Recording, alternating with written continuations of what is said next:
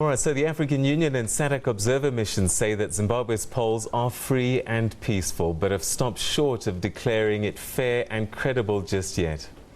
The groups called for calm as the official results continue to show President Robert Mugabe's party streaks ahead of the opposition MDC. In its preliminary report, the AU acknowledges irregularities and wants authorities to investigate. It's questioned the printing of 8.7 million ballot papers, 35% more than the number of registered voters and significantly higher than international best practice. The AU also expressed concern about high numbers of voters being turned away.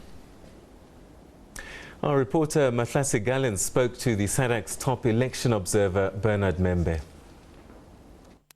Mr. Membe, why have you delayed describing this election as credible or as fair? What else are you still looking for? Look, we deployed to the country about 573 observers, and we called them back yesterday. That was the first.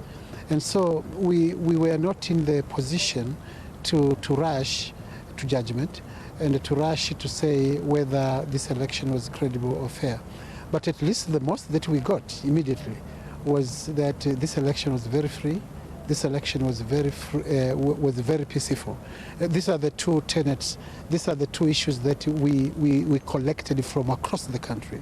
They were peaceful and very free. But it is quite an unusual move for you not to immediately declare in your preliminary statement whether it was free, or whether it was fair or credible. Yes, you know, the circumstances in this country are that one has to be careful. You have to be careful based on the history of this country. If a small sentence or a small apostrophe can spell disaster to these people. And so one has to be careful for two reasons. One, you have to get substantiative data with which you can support your argument. But B, as I'm saying, it's very easy for somebody to misinterpret, and they use your statement as a gear towards the things that are not palatable.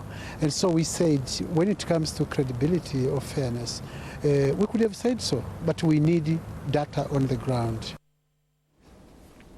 Now, staying with the story, we're joined by reporter Shingai Nyoka for more on the presidential and parliamentary elections in Zimbabwe. A very good evening to you, Shingai. As we speak, official election results are being announced. What's the latest? Yes, you're right, Vabakshni. A very good evening to you from the command center here in the capital, Harare, where the official results are being announced. At this stage, we know that ZANU-PF does have an unassailable lead.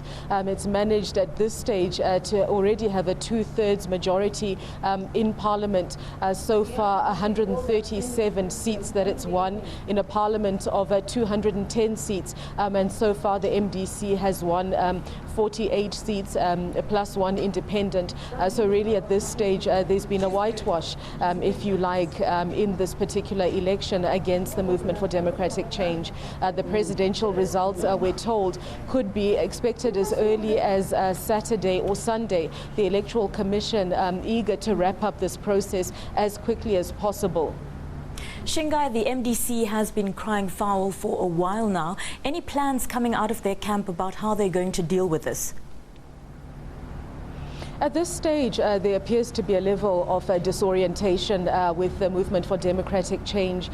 They have held a press conference earlier on today, but just to tell members of the press that they're still to meet with a larger grouping of the National Executive Council to chart a way forward and to put forward some strategies. But what they're emphatic about is that they refuse to accept the results of this election, despite the urging of the SADC and African Union bodies. Some of their members are even saying that they want to take to the streets to protest. ZANU-PF earlier on had said that they're inviting Prime Minister Morgan Tsvangirai to go to the courts and see if he can contest the fact that his claims that this presidential election was manipulated. For Bakshni. When are we likely to get a picture about the presidential elections? At this stage, it's not clear. They have up until Monday to declare those results and announce a winner. We're expecting those to come in probably on Saturday or Sunday. Already the Electoral Commission is likely to wrap up the parliamentary seats announcements tonight. There are about 24, 25 seats left to announce. So really this process looks as if it's going to end quicker than many people had expected. And of course, after that, after the election announcement of the presidential results, Prime Minister Morgan Tsvangirai has 7 days to lodge an objection with the Constitutional Court or with the Electoral Court. But if he fails to do that within 7 days, the winner of this presidential race is likely to be announced or to be inaugurated on the 9th. Thank you very much. That was our correspondent in Zimbabwe, Shinga Nyoka, bringing us up to speed with the latest from Zimbabwe. Elections, as she said, election results rather filtering through.